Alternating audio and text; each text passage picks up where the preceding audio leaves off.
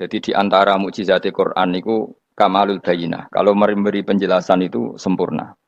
Sehingga ulama mengatakan imanul muqallid, imannya orang-orang yang asal ikut kiai, asal ikut guru, asal ikut buku, itu mukhtalaf alaih. Bahkan saya sendiri cenderung mengatakan iman itu tidak diterima.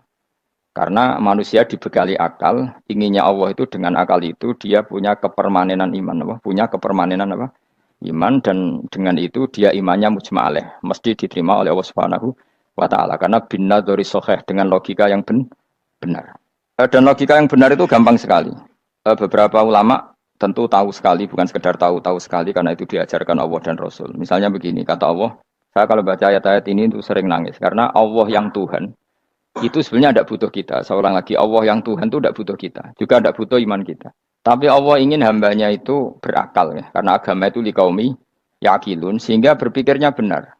Misalnya gini kata Allah, nggak apa-apa, kamu menuhankan selain saya itu tidak apa-apa kata Allah. Nggak apa-apa Yesus kamu katakan Tuhan nggak apa-apa, kamu katakan batu Tuhan nggak apa-apa. Tapi tolong prosedur ya, prosedur atau persyaratan menjadi Tuhan itu kamu lengkapi, yaitu punya prestasi menciptakan langit dan bumi. Kalau tidak semua surun semen kata Allah, sementing urun. Gitu. Jadi sebetulnya itu kan rasional. Misalnya nggak apa-apa kamu merasa jadi presiden atau gubernur atau jadi wali atau jadi apa. Yang penting prosedurnya penuh. Itu kayak apa Allah baiknya pada kita. Sehingga saya berkali-kali, makanya menurut saya orang alim itu wajib memaklumatkan kalau dirinya alim. Supaya jelas aturan mainnya. Yang dilarang Allah itu kan memaklumatkan alim kemudian ingin hadun nafsi, ingin salam itu template dicucuk dihormati itu kriminal. Itu orang alim gendeng itu, gendeng sekali. Karena khasnya orang alim itu tentu cari ridhonya Allah, bukan ridhol khalqi, bukan ridhonya apa? Makhluk. Makhluk itu la syai', ada siapa-siapa. Dan kita harus baku seperti itu. Kenapa kalau orang alim enggak memaklumatkan kealimannya itu dikatakan salah? Karena fungsi orang alim adalah membawa bayinat, membawa ayat-ayat Allah, bukan kepentingan apa? Pribadi. Makanya Rasulullah nanti duka ngendikan idza zuharatil fitanu wal bid'u falyudhiril alim ilmahu wa illa fa'alaihi la'natullah wal malaikati wan nasi ajmain. Jika zaman akhir banyak bid'ah, banyak kebodohan, maka orang alim wajib menampakkan kealimannya. Jika tidak, maka dia mal'un, dilaknati langit dan bumi. Karena sebetulnya logika tentang Tuhan itu gampang sekali. Saya ulang lagi ya. Saya punya sekian contoh, betapa tauhid itu mudah. Jadi kalau ada orang bilang ikhlas itu angel, Gus. Ya dia sendiri goblok, karena nggak tahu logika apa. Ikhlas itu justru gampang. Misalnya kamu ngamal demi manusia, manusia itu umurnya hanya berapa coba? Kan pasti mati. Lalu kalau dia mati tidak berkutik, bagaimana Anda bersandar sama seseorang yang mati dan tidak berkutik? Sama-sama bersandar sama zat sing al-hayyul qayyum, sama zat yang abadi. Kamu latih terus akal kamu. Misalnya saya punya jamaah banyak, mereka itu kan nggak jelas surganya. Kok harap-harap syafaate piye? Soalnya jamaah aku mlebu neraka kabeh. Kan nggak mungkin nyafaati saya. Atau mereka mlebu swarga kabeh, wis do sibuk kelon mbek widadari. Mungkin ya ndak ngurusi saya. Jadi dua kemungkinan itu sama-sama ndak ngurusi saya. Mlebu neraka ya rasanya nyafaati, kan mlebu swarga. Do sibuk napa? Ngeloni widadari karena trauma di bocah elek, melarat macam-macam. Sehingga kiainya saja wis ora takok Gus nang ndi wis ora takok. Wis ribet dhewe no. Nah, tentu saya juga sibuk sowan pangeran sudah itu makom saya sudah sibuk sowan pangeran. Kowe pesta seks sing kula sowan pangeran.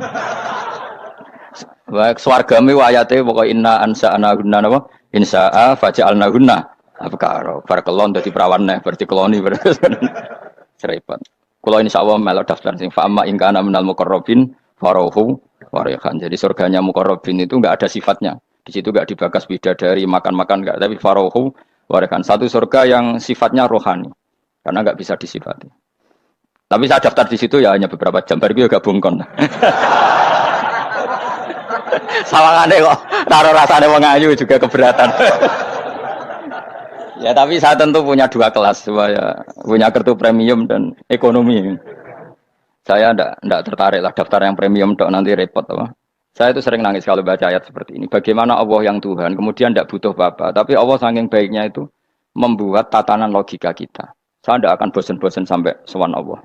Bahkan andaikan saya masuk surga dengan faham ini, saya milih faham ini. Karena faham ini itu menguntungkan agama. Li'ilai kalimatillah. Sementara masuk surga itu hadun nafsi. Banyak ulama mengatakan, kenapa Anda tidak ingin mati? Padahal Anda mati masuk surga. Katanya, saya takut kehilangan momen sujud. Karena sujud adalah hak Allah. Sementara surga itu hakun nafsi. Keinginan saya. Tentu saya mendahulukan hak Allah ala hakin nafsi. Itu makam-makam yang... Dan itu nggak bisa Kamu copy paste, orang yang pada kelasnya akan merasakan seperti itu. Dan kamu tidak perlu minat, malah paham. Jadi sudah dengar saja, apa? Dengar saja. Begini misalnya, saya berkali-kali bilang, kenapa ulama dulu, saya ini kan di Sarang juga ngajar tauhid. Dulu saya ngajar kubrul yakiniyat di beberapa madrasah, termasuk di Sidogiri saya juga ngajar tauhid. Di sini saya ngajar tafsir, tapi yang saya titikkan juga tauhid. Begini, saya hidup di dunia ini, terutama saya memang ingin menerangkan tauhid, sebagaimana Allah menerangkan. Begini ya, Jubair bin Mut'im, saya tidak bosan-bosan cerita ini. Jubair bin Mut'im itu termasuk dahiyatul Arab, cerdas-cerdasnya orang Arab. Dia ditunjuk sebagai negosiator untuk membebaskan Asra Badrin, tawanan perang Badar yang kalah dan ditawan Rasulullah dan para sahabat. Kemudian harus ditebus dengan uang. Oke, disepakati. Terus singkat cerita Jubair bin Mut'im itu datang ke Madinah. Dulu karena tidak ada hotel, tidak ada penginapan, ya memang nginapnya orang musyrik itu di masjid. Ya sehingga itu lazim saja. Kamu tidak usah jadi liberal kemudian bilang musyrik boleh di masjid, ya tidak perlu seperti itu. Kamu juga tidak perlu goblok mengatakan nggak ada ceritanya orang musyrik ngidam di masjid karena ya ada tarehnya seperti itu. Jadi tidak perlu goblok ya nggak perlu liberal. Paham ya? Kalau kamu bilang wah nangono wong musyrik oleh ngidam di masjid, kamu liberal. Padahal konteksnya dulu memang nggak ada hotel. Tapi kalau bilang nggak sama sekali juga goblok karena sejarahnya pernah ada. Milih di goblok apa liberal? Apa milih jelas? Nggak milih aja ngaco aja. 01 apa 02 apa 00. Milih mana? Goblok, liberal, nggak milih. Nah, ketika Jubair bin Mut'im itu datang, delalah Nabi itu sholat maghrib ngimami. Nabi baca surat Wattur wa kitabim mastur fi rakim mansur wal baitil ma'mur. Kemudian di pertengahan surat At-Tur itu kan ada ayat yang menurut saya itu sangat bagus. Sehingga di kamar saya, di rumah saya itu tak figur ayat itu. Bahwa kita harus dilatih berpikir. Kata Allah memulai argumentasinya, am khuliqu min ghairi syai'in. Apakah kejadian alam raya ini seisinya tentu diciptakan tanpa sebab? Misalnya begini, alam raya ini kata orang nihilisme atau komunis atau orang-orang paham nihilisme, itu kan dimulai dari ketiadaan. Logika ini kan goblok sekali. Berarti kalau alam ini kadung wujud, kamu kan tahu kan langit bumi sekarang kan wujud. Ya, langit bumi sekarang kan jelas wujud.